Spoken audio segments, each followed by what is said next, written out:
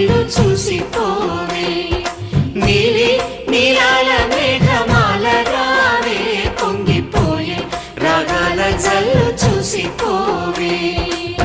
మనకిది ఒక ఇల్లే కాదురా సరిగమ పద పాఠశాలరా అణువణువును మీటి చూడరా అనుభూతి ధ్వనిస్తుందిరా కుత కుత కుత అన్నము